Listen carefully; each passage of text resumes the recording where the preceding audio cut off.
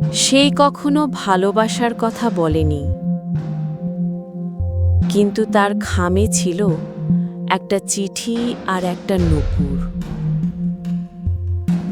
আর চোখে শুধু ক্রোধ। কথাকলের আয়না। প্রতিটি গল্পই একটি আয়না। কেউ দেখে নিজেকে, কেউ দেখে পৃথিবীকে। আমি আঁখি, আর আজ এই আয়নায় ভেসে উঠবে চিত্তচিরে চৈত্র মাস, পর্ব 15। চলুন গল্পে ডুব দেওয়া যাক। চিত্রার আধো রহস্যমাখা কথা আধাই রইল। সে পুরোটা বিশ্লেষণ করল না বাহারের কাছে, কেবল কতক্ষণ বিজ্ঞ ব্যক্তিদের মতন ভাবুক হয়ে রইল, যেন রাজ্যের ভাবনায় মত্ত সে।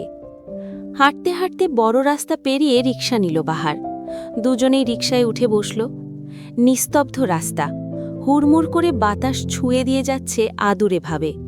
বাহার চুপ করে রইল, সাথে চুপ রইল চিত্রাও।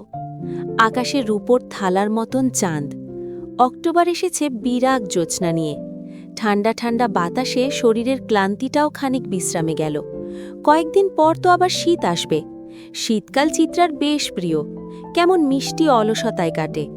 চিত্রা আবার বেশ অলসতা প্রিয়।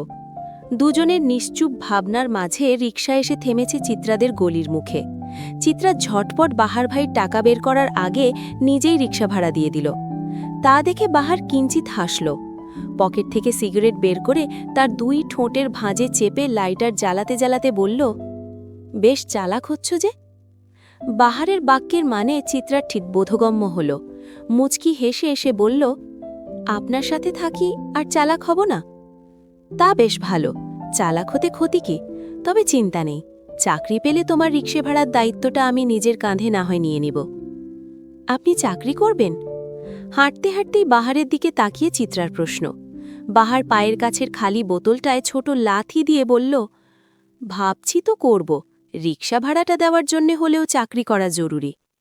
তারপর আমায় বিয়ে করবেন তো বাহার ভাই? চিত্রার প্রশ্নে বাহার বিশেষ অবাক হল না, কারণ সে জানে বয়ঃসন্ধিরা আবেগ প্রকাশ করতে ভীষণ পছন্দ করে, আর কিছু কিছু ক্ষেত্রে মানুষ তার প্রিয় মানুষের ক্ষেত্রে একটু বেশিই বেহায়া হয়ে যায়। চিত্রাও তার বাহিরে না। বাহারকে চুপ থাকতে দেখে চিত্রা আবার প্রশ্ন করল, আমি তো তোমার বাবার পছন্দের ছেলেকে বিয়ে করবে, তাই না? ওই যে ভদ্র সুশীল ছেলেটাকে। বাহারের ঠাট্টা মাখানো কথায় ছোট হয়ে এলো চিত্রার মুখ। ক্ষীণ স্বরে সে বলল, আমার তো অভদ্র আপনাটাকেই পছন্দ। বয়ঃসন্ধির আবেগ দিয়ে ভাসাতে চাচ্ছ? একদম না, অষ্টাদশীর ভালোবাসা দিয়ে ভাসাতে চাইছি। বাহার আর উত্তর দিল না। চিত্রা মন খারাপ করে বলল, চাকরিটা হবে তো? তোমার সাথে সংসার করতে হলে চাকরিটা হতেই হবে, তাছাড়া উপায় নেই। আচ্ছা, তোমার বাড়ির চিলেকোঠার ঘরের মতন একটা ঘরে কি কি আসবাবপত্র লাগবে বলো তো? সংসার সম্পর্কে ধারণা কম তো। বাহারের এমন অপ্রত্যাশিত কথায় হতভম্ব চিত্রা। চোখ মুখে খুশির ঝিলিক দিয়ে উঠল। সে চমকে যাওয়া কণ্ঠে বলল, এই জন্যই কি চাকরির খোঁজ করছেন? তোমার ভাই বেকারের কাছে তার বোনকে দেবে? যদি দেয় তাহলে না হয় খোঁজ না করলাম। চিত্রা কিছুক্ষণের জন্য বাক্যহারা হয়ে গেল। বাহার ভাই এত সহজে মেনে যাবে তা যেন তার ধারণার বাহিরে ছিল। চিত্রা আর কিছু বলতে গেলেই থামিয়ে দিল বাহার। ক্ষীণ কণ্ঠে বলল, বাড়ি এসে পড়েছে, ভিতরে যাও। সংসার করতে হলে ভালো রেজাল্ট চাই, না হয় সেসব চিন্তা বাদ। চিত্রা এতক্ষণ এতটাই অবাক হয়েছিল যে সে নিজের বাড়ির গেটের সামনে চলে এসেছে তা তার খেয়ালই ছিল না। বাহারের কথায় আশপাশ তাকিয়ে দেখল সত্যিই সে তার বাড়ির সামনে। বাহার চিত্রাকে আর কিছু না বলে সোজা হাঁটা ধরল। চিত্রা বেশ উচ্চ কণ্ঠে বলে উঠল, বাহার ভাই, আপনি আমার পুরো জীবনের লাল কালির পূর্ণতা, যা জল করবে আমার প্রাপ্তির খাতায়। বাহার অবশ্য কথাটা শুনেও ফিরে তাকাল না। চিত্রা কতক্ষণ বাহারের ফেরার অপেক্ষা করে বাড়ির ভিতর চলে গেল। বাহার বুঝল তার পিছে যে অষ্টাদশীর ছায়া নেই। বাহার আকাশের দিকে তাকিয়ে বেশ বিষণ্ণ দীর্ঘশ্বাস ফেলে বলল, রঙ্গনা, তুমি আমি বিশাল অপ্রাপ্তির জীবনে হয়তো আরও একটা অপ্রাপ্তি। বাহারদের অনেক স্বপ্ন ঠিকই থাকে, কিন্তু তা ঝরে যায় রাতের অন্ধকারে। তুমি সকাল অবধি থাকলে পারো রঙ্গনা। বাহার খারাপ, তবে তার স্বপ্ন না। আমাদের একটা ছোট সংসার হলে খারাপ হয় না। আমি অপ্রাপ্তির জোয়ারে গা ভাসিয়ে কিঞ্চিত প্রাপ্তি পেয়ে যেতাম তোমায় পেয়ে। আফসোস, বাহারদের জীবনের স্বপ্নগুলো ওই দূর আকাশের চেয়েও দূরের জিনিস, যা ধরা ছোঁয়ার বাহিরে। তুমি না হয় মেয়ে হয়ে বৃষ্টি হয়ে দিও ছুঁয়ে। বাহারের কথাগুলো কি শুনল রঙ্গনা? হয়তো না।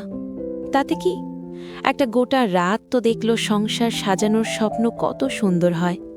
একটা গোটা আকাশ তো জানল অপ্রাপ্তিদের কত বেদনা হয়।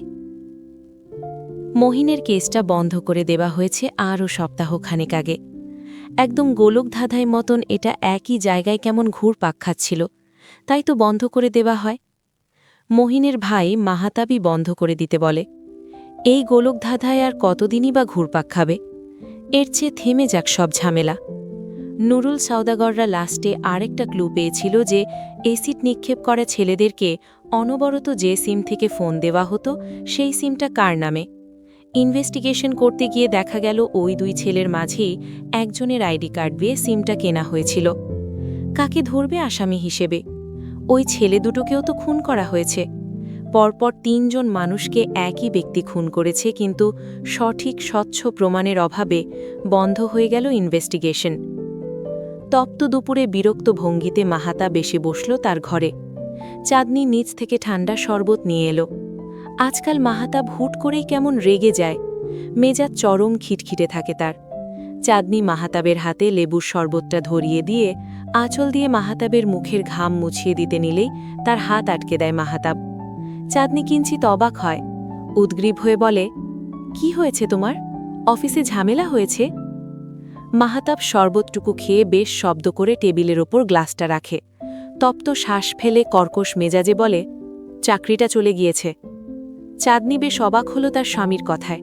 বেশ শক্ত কণ্ঠেও বলে, চাকরি চলে গিয়েছে মানে? কেন? মানুষ কি একজনের ভালো আরেকজন সহ্য করতে পারে? পারে না। যেমন তোমার মা পারেনি চিত্রার ভালো সহ্য করতে, তেমন অফিসের কিছু মানুষ আমার ভালো সহ্য করতে পারেনি। চিত্রার ঘর ছাড়তে হলো, আর আমার চাকরি। চাঁদনি বেশ অবাক হল তার স্বামীর কথায়। বেশ শক্ত কণ্ঠেও বলে, তুমি কিসের সাথে কি মেলাচ্ছ মাহাতাব? তোমার মা গুরুজন হয়, সম্মান দিয়ে কথা বলো। যে নিজেই নিজের সম্মান রাখতে পারে না, তাকে আবার কিসের সম্মান দিব? হ্যাঁ, তোমার মা বলে তো আর সে অন্যায় করে পার পেয়ে যাবে না, তাই না? মাহাতাবের কথায় তুমুল তাচ্ছিল্যের সুর। চাঁদনি হতভম্ব চোখে তাকিয়ে রইল তার স্বামীর দিকে। অবশ হয়ে আসে তার অনুভূতিরা। সে বিধ্বস্ত কণ্ঠে কেবল বলে, মাহাতাব। মাহাতাব উত্তর দেয় না, গটগট পায়ে বেরিয়ে যায় ঘর থেকে। চাঁদনি কেবল ফ্যাল ফ্যাল করে তাকিয়ে সেই দৃশ্য দেখে। বনানীর বিলাসবহুল এক ফ্ল্যাটের ডাইনিং রুমে রাতের খাবারের আয়োজনে বেশ তৃপ্তি নিয়ে আহার করছে ছোট এক সুখী ফ্যামিলি। এই পরিবারটা নওশাদের। মা, বাবা আর নওশাদকে নিয়েই তাদের ছোট পরিবার। নওশাদ খেতে খেতে তার মা নওরিন খাতুনের দিকে তাকিয়ে বেশ আয়েশি ভঙ্গিতে বলল, মা, তোমাদের কিছু বলার ছিল। নওরিন খাতুন তখন মাছের কাঁটা বাছায় ব্যস্ত। ছেলের কথাই ছেলের দিকে তাকালে হাস্যজল মুখ মহিলার। মিষ্টি করে শুধালো, কি কথা? তোমরা আমার বিয়ে নিয়ে উঠে পড়ে লেগেছ, সেই সম্বন্ধেই কথা। নওশাদের বাবা ইলিয়াস খান খাবার চিবোতে চিবোতে বললেন, ও হ্যাঁ, ভালো কথা মনে করেছ। নুরুলদের বাড়ি থেকে আর কোনো খবর পেলাম না। আজই না হয় একবার কল করে জিজ্ঞেস করি। জিজ্ঞেস পরে করো, আগে আমার কথা শুনো বাবা। কি কথা? বাবার প্রশ্নের উত্তর দিতে সামান্য সময় নিল নওশাদ। অতঃপর বাবা মায়ের দিকে তাকিয়ে বলল, আমরা সেদিন যখন নুরুল আঙ্কেলের মেয়েকে দেখতে গেলাম, সেখানে গিয়ে আমার পাত্রীকে পছন্দ না হয়ে তার বোনকে পছন্দ হয়ে গিয়েছে।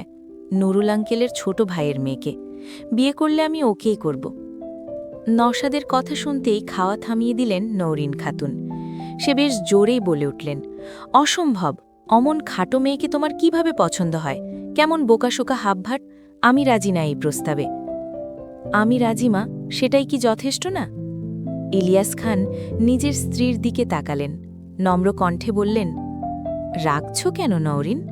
মেয়েটা তো সুন্দরী, আর নওশাদ যেহেতু পছন্দ করেছে সেহেতু। নরেন খাতুন খাবার টেবিল ছেড়ে উঠে দাঁড়ালেন।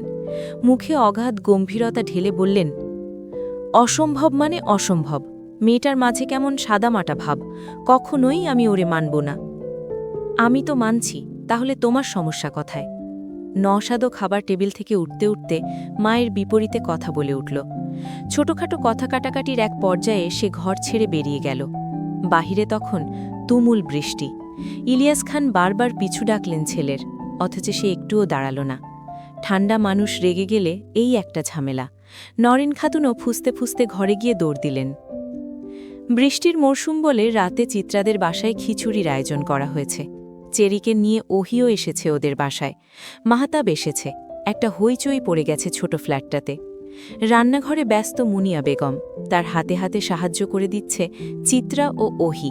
তুহিন ও মাহতাব ড্রয়িং রুমে বসে হরেক রকমের গল্প জুড়ে দিয়েছে। বাহারকেও বেশ কয়েকবার আসতে বলার পর অবশেষে সে আসার জন্য রাজি হয়েছে। বাহিরে তখন অঝোর ধারায় বৃষ্টি ঝরছে। ওহির ফোনে টুংটাং মেসেজের আনাগোনা। নওশাদের মেসেজ দেখে ওহি আর রিপ্লাই দেয়নি। উদ্দেশ্য হাতের কাজ শেষ করে রিপ্লাই দিবে। এমনিতে সে বিকালে কথার ছলে বলেছিল আজ এ বাসায় আসব। তবুও নওশাদের অত জরুরি তলবের মানে খুঁজে পেল না সে। বৃষ্টিতে কাক ভেজা হয়ে বাহার যেই না চিত্রাদের বিল্ডিংয়ে প্রবেশ করতে নিবে, সেই মুহূর্তেই তার চোখে পড়ল ফর্সা সুন্দর পরিচিত পুরুষ দেহের প্রতিচ্ছবি। বাহারের কপালে ভাঁজ পড়ল। অবাক কণ্ঠে বলল, আপনি নওশাদ না? নওশাদ এতক্ষণ ভিজে একাকার। সামনের পুরুষটির মুখে হুট করে নিজের নাম শুনে সে বেশ চমকাল। থতমত খেয়ে বলল, হ্যাঁ আমি নওশাদ, আপনাকে তো ঠিক চিনলাম না। বাহার ফিচলে হাসল, রহস্য করে বলল, চেনার কথাও না, তা এত রাতে এইখানে কি? বাহারের প্রশ্নে কিছুটা হোঁচট খেল নওশাদ। কি বলবি ভেবে না পেয়ে কতক্ষণ আমতা আমতা করল। অতঃপর কোনো উছিলা খুঁজে না পেয়ে বোকা বোকা কণ্ঠে বলল, অনেক বৃষ্টি তো, তাই এখানে দাঁড়িয়েছি। বনানীতে বুঝি দাঁড়ানোর জায়গা নেই, সোজা ধানমন্ডি এসে পড়েছেন দাঁড়ানোর জন্য? নওশাদ অবাক হলেন। সামনের ছেলেটা যে তার সম্পর্কে অনেক কিছু জানে তা আর বুঝতে বাকি রইল না তার। মাথায় এপাশ ওপাশ ঘোরাতে ঘোরাতে সে কথা খুঁজে বেড়াল। বাহারও ঠাঁই দাঁড়িয়ে দেখল নওশাদের কাণ্ড। নওশাদকে এখানে দেখে যতটা বিস্মিত হওয়ার কথা ছিল সে ততটা বিস্মিত হয়নি, কারণ এর আগে ওহির সাথে প্রায় কয়েকবারই সে নওশাদকে দেখেছে। তাই হয়তো নওশাদের এখানে আসার কারণও আজ করতে পেরেছে বাহার। বাহারির বরাবরই ষষ্ঠীয় ইন্দ্রে বেশ প্রখর। বাহার তাই নওশাদকে স্বাভাবিক করার জন্য বলল, ওহির সাথে দেখা করবেন? তাহলে ওপরেই চলুন। নওশাদ আবারও থতমত খেল। অবাক কণ্ঠে বলল, আপনি ওহিকেও চেনেন? চিনব না, বেশ বুদ্ধিমতী মেয়ে সে। আপনি ভীষণ ভাগ্যবান বলা চলে। এখানেই শেষ হলো আজকের পর্ব। গল্পটা যদি মনে দাগ কাটে একটা লাইক দিন, এই আয়নাটাকে আরও মানুষের কাছে পৌঁছে দিন। সাবস্ক্রাইব করুন আর বেল আইকন টিপে রাখুন যেন পরের পর্ব মিস না হয়। আর হ্যাঁ, আমাদের ফেসবুক পেজেও একটু উকি মারবেন, লিংক পাবেন ডেসক্রিপশনে। পরের পর্বে নতুন অনুভূতি নিয়ে ফিরছি। ততক্ষণ মনে রাখবেন, গল্প শেষ হয়, কিন্তু আয়নায় যে মুখ দেখা যায় সেটা থেকে যায় চিরকাল। কথা কলের আয়নার সাথেই থাকুন। কথা কলের আয়না।